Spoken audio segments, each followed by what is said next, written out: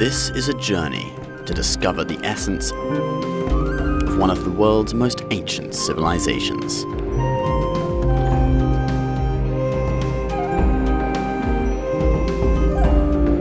Discovering China.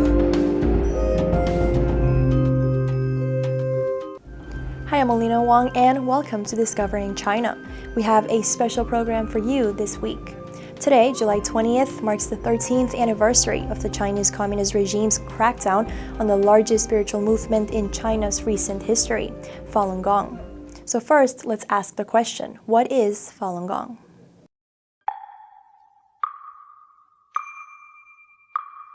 In the early 90s, China experienced a revival of its traditional culture of self-improvement through moral cultivation, a culture that had for years been suppressed and destroyed by the communist regime. A practice called Falun Gong, also known as Falun Dafa, was quietly introduced to the public. It is an ancient meditation practice with roots in traditional Chinese culture, a practice for the overall improvement of mind, body, and spirit. Self or moral cultivation was a common concept in ancient China. In Chinese, it's xiu lian. Xiu means to restore or to fix, while lian means to improve or refine. The practice of Falun Gong has two aspects. One is practicing Qigong exercises, 4 standing exercises and a sitting meditation. The other is the self-cultivation aspect. This involves improving one's moral character. Falun Gong practitioners follow 3 principles of truthfulness, compassion, and forbearance in their everyday life. In May 1992, the founder of Falun Gong, Master Li Hongzhi, gave his first public lectures on the practice in China's northeastern city of Changchun. He introduced the practice as a type of Qigong, but its principles of mind cultivation went far beyond other practices at the time. At first, the authorities supported Falun Gong. The state-sponsored Qigong Science Research Association of China officially recognized Falun Gong as a Qigong practice. Master Li, acknowledged as a Qigong master, was approved to teach Falun Gong nationwide. Master Li gave 54 public lectures on Falun Gong in mainland China. In 1995, Li introduced Falun Gong to the rest of the world. During the 90s, Li received many awards inside and outside of China. Master Li's teachings are now translated into 38 languages, published and distributed worldwide. By the mid to late 90s, the Chinese Communist Party, or CCP, started to see Falun Gong as a threat. This was partly because of Falun Gong's sheer numbers, 70 million according to the Chinese authorities' own survey. But it was the revival of traditional values that really struck a chord with the regime, and the party would eventually attack Falun Gong. On July 20th, 1999, Jiang Zemin, then leader of the CCP, started a systematic persecution of the practice, which has continued for 13 years. But Falun Gong, having spread beyond Chinese shores, instead grew stronger. Today, millions of people from all walks of life and from over 100 countries practice Falun Gong. The persecution still goes on, and practitioners around the world are standing up for their belief. This week, thousands of Falun Gong practitioners from across the globe gathered in Washington, D.C. to mark July 20th, the 13th anniversary of the persecution, showing solidarity with their counterparts in China and acting as a beacon of traditional values in the face of a regime that seeks to destroy the essence of China's ancient past. Ben Hedges is now in the studio with the producer of an award-winning movie about Falun Gong and the persecution they have faced at the hands of the communist regime. Well, I'm here in the studio with Kian Wang. He's the producer of the award-winning film Free China, The Courage to Believe, which is actually a co-production between NTD Television and World to Be Productions. Thanks very much for being with us today, Kian. Thanks for having me.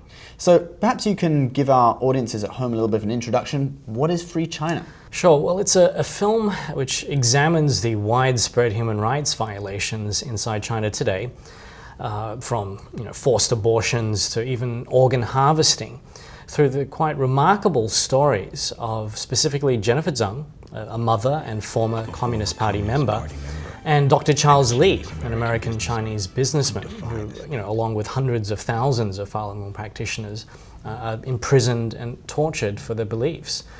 The film also sheds light on the re-emergence of spirituality and traditional Chinese culture, which is really helping bring about a new China. And so obviously in the research for and the making of this movie, you spent a lot of time with and did a lot of interviews with Falun Gong practitioners. What are these people like? Sure, well, they really come from all walks of life. People in search of better health and a more spiritual approach to life. You had Jennifer, on the one hand, who was a mother and former Communist Party member, and she comes from very high society. She was very well educated, and yet she wanted to search for something which was more part of her tradition, part of her culture. And Falun Gong really emphasizes on truthfulness, compassion, and tolerance, which is very much a Buddhist, Taoist, Confucian type philosophy, you could say. And in addition, you had the meditation and Qigong, which has been practiced for thousands of years in China. It's no wonder that it resonated with all different walks of life and all different levels of society. And even Communist Party members were really drawn to this practice, which was surprising in one sense, but then again not, because it was really resonated with the people. It certainly does sound like it has a lot of links with the sort of traditional culture of self-cultivation in China. Why would the Communist Party want to destroy that? Yeah, a lot of people just can't fathom and understand why the regime would persecute tens of millions of peaceful, innocent people. But a very simple way to understand it is the communist regime is the complete opposite of truthfulness. They're the biggest propaganda machine in the world. They're certainly not compassionate. They're one of the most brutal dictatorships. And they're definitely not tolerant. If you look at the Tibetans, the Christians, all different groups that they've suppressed and tortured, and millions of people have died under their regime. And when the estimated numbers of Falun Gong practitioners exceeded the Communist Party membership, and this was just in the late 90s, the government realized that this movement could influence more and more people and the wider population, and which could become a serious threat to their legitimacy. And when you just imagine when you suddenly have people, and even people within the party, who want to become more honest and kind people, obviously this would become the biggest threat, ironically, to this power structure, which you can't really beat through force. But if fundamentally you can change people from the inside, the Communist Party, can collapse from that perspective.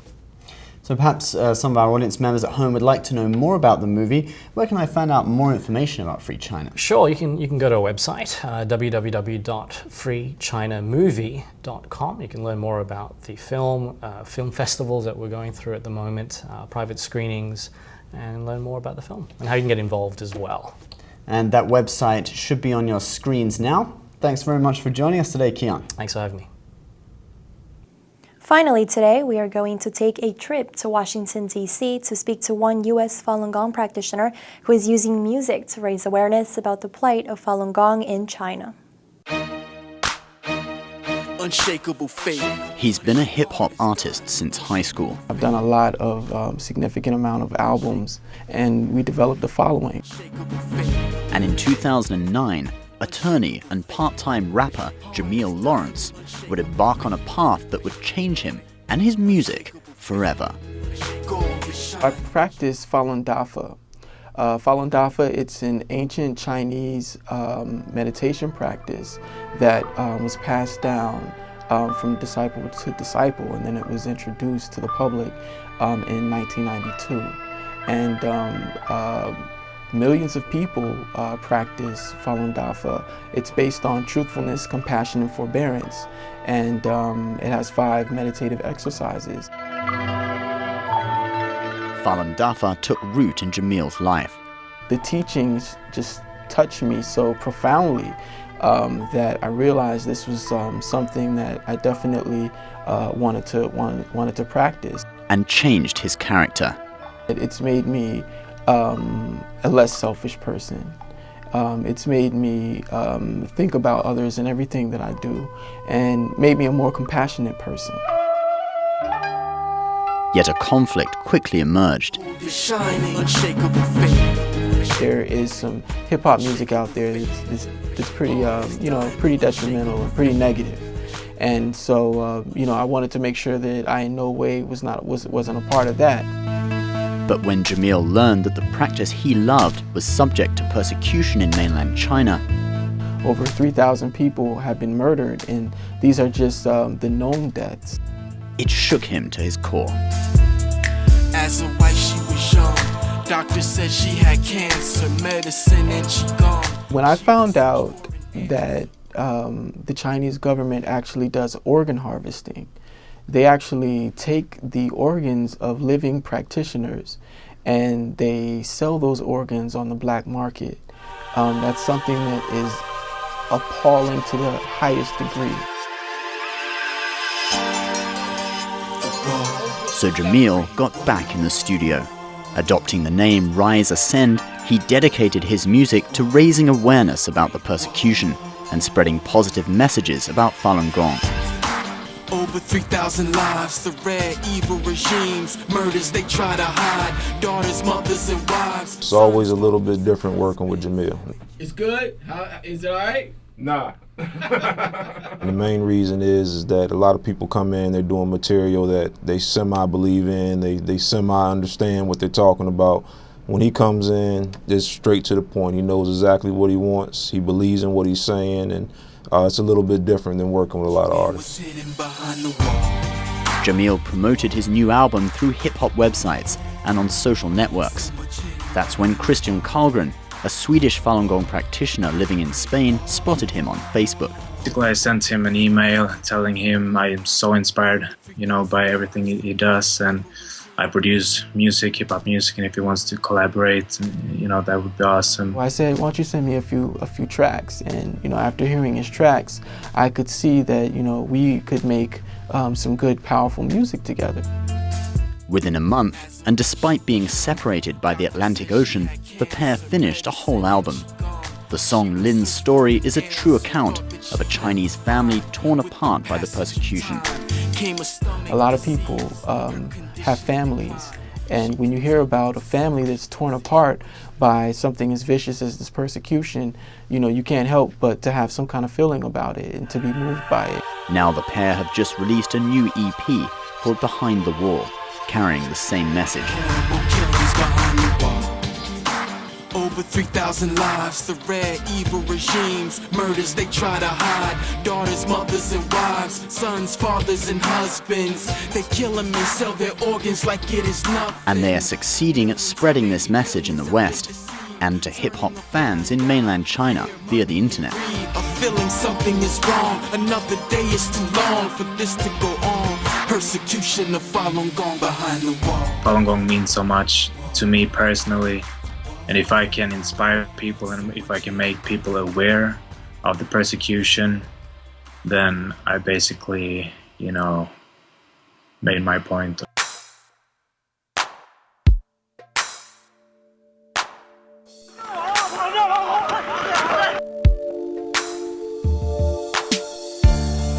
When the darkness is over, there will be a new day. Jamil says his music now represents the path he has traveled and how Falun Gong has changed him. It's not about making money. It's not about fame.